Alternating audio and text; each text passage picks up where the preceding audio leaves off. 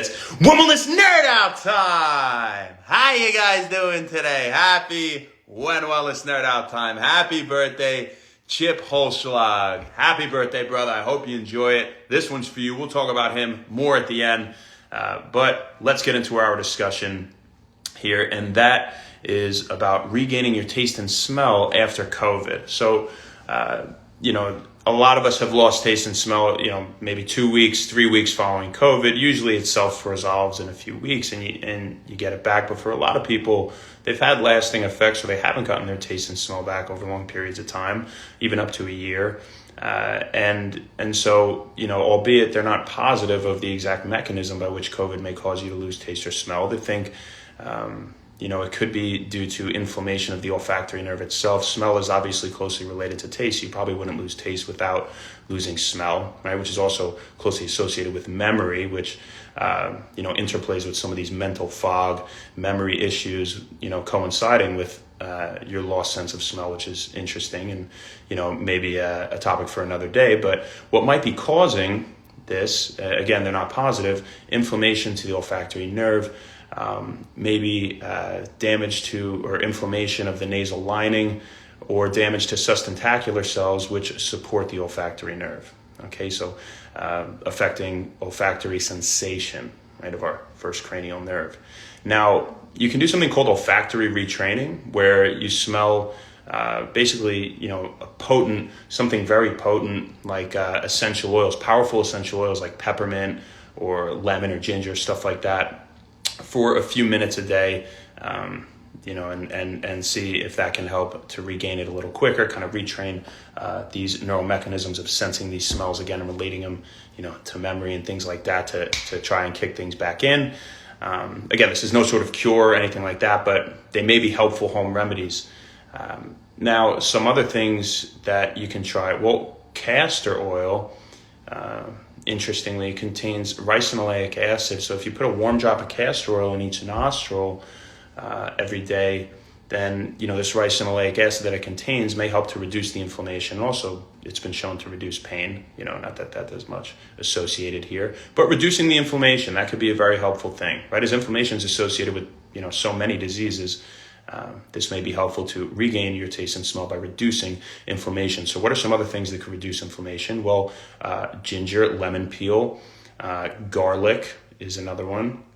We said castor oil, peppermint, right? And things like turmeric, right? Which contains curcumin. And if you're going to have turmeric, what are you going to have with it? You're going to have black pepper, because it contains piperine, which drastically improves the bioavailability, or the absorption, we could say, of the curcumin, which is responsible for these anti-inflammatory benefits of turmeric. Okay, so those are a few options. Now, you can taste foods that you will well recognize as well, maybe to help send signals back to the brain. So not just about smell. They say maybe eating things like peanut butter could help.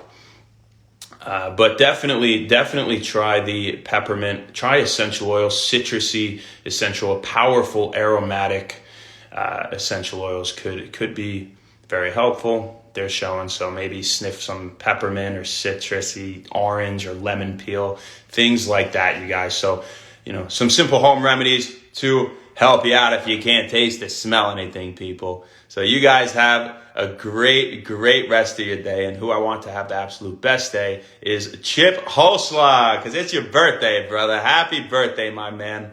I hope you've had a fantastic day, dude. I really do. I haven't seen you in a long time, but I want you to know something. When I think of you off the top of my head, aside from thinking of a dashing young man, with a sculpted body from the god of Zeus himself, that of course, much respect there, brother. I know it takes so much effort for you to maintain that.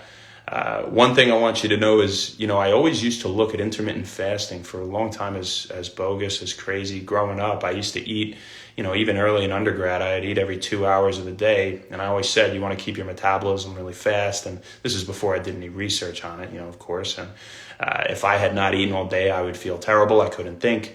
I felt like I would actually put on weight. which we've talked about here at Wend Wellness. You need to, obviously your body has to adapt, but there are there's good points to eating super frequently and fasting if, you haven't joined us for one of those discussions here at Wend Wellness. But in terms of fasting, you are the person that I looked at and said, man, this doesn't seem like it would work for me. I don't really understand it, but this guy looks great and performs great. How does he perform so well not eating all day? How does he look so healthy, feel so good, stay lean but put on muscle mass? And now, obviously we've, rigorously researched intermittent fasting. We have a whole bunch of discussions on it, but you changed my life, man. You really did. Now I intermittent fast every day. I do. And I live by it. I absolutely love it. I feel fantastic. And, now I see why you were doing it all those years. So happy birthday, brother. I just thought, you should know that. And I hope you enjoy the rest of your night. Love you, brother. And I'll see you soon. Sonia, how you doing? What's up, girl? What's happening? Hope you're doing great. Jazzy, how you doing? We're leaving, Jazzy. So I'm going to have to see you later. All right. Thanks for hopping on. God bless. Love you. You guys have a great rest of your day and happy Wend Wellness. Good night.